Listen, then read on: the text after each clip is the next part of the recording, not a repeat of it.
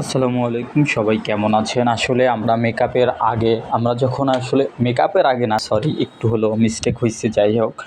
এটা আসলে আপনারাই বুঝতে পেরেছেন। আমরা যখন শুটিং করি তার আগে আমরা কিন্তু একটু মেকআপ নেই। সেটা হচ্ছে পাফ হতে পারে বা আপনার বিভিন্ন যেটা মনে করে। তবে আমি আমার ফেসে শুধু পাফ নেই, বেশি একটা মেকআপ নেই না। কারণ হচ্ছে আমার ফেসে মেকআপ দেয়া লাগে না। আলহামদুলিল্লাহ আমার ফেস যথেষ্ট মোটামুটি ভালো আছে। তো এখানে বেশি একটা আমি মেকআপ করি না। তো হালকা পাতলা আমাকে একটু পাফ দিয়ে দিলেই আমার যথেষ্ট হয়ে যায়।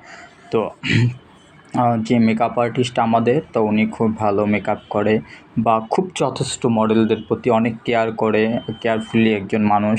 আমরা যতক্ষণ শুটিং করি ততক্ষণই উনি আমাদের সাথে ছিলেন। প্লাস হচ্ছে শুটিং স্পটে উনি সাথে। তারপর হচ্ছে আমরা কখন খেতে যাব, কখন বসে আছি, রেস্ট নিচ্ছি, এনি টাইম উনি সব কিছু জিজ্ঞেস করেছে। উনি আসলে যথেষ্ট পরিমাণ আমাদের দায়িত্ব পালন করেছে। তো এমন একটা মেকআপ আর্টিস্ট আসলে খুব কমই পাওয়া যায়।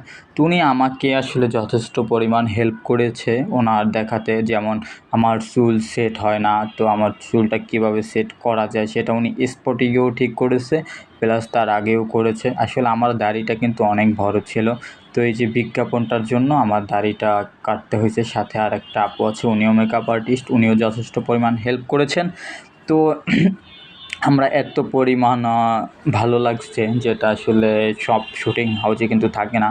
তো ফার্স্ট টাইম প্রিয়াঙ্কা শুটিং হাউসে, আরও আগে শুটিং করছি, কিন্তু ওই ভালো মানুষ বা অ্যাক্টিভ পারসন এই দুজনকেই পেয়েছি। ওনারা যথেষ্ট আমাকে হেল্প করেছে, প্লাস আমার কাজে যতটুকু কেয়ারফুল দরকার উনি করেছে।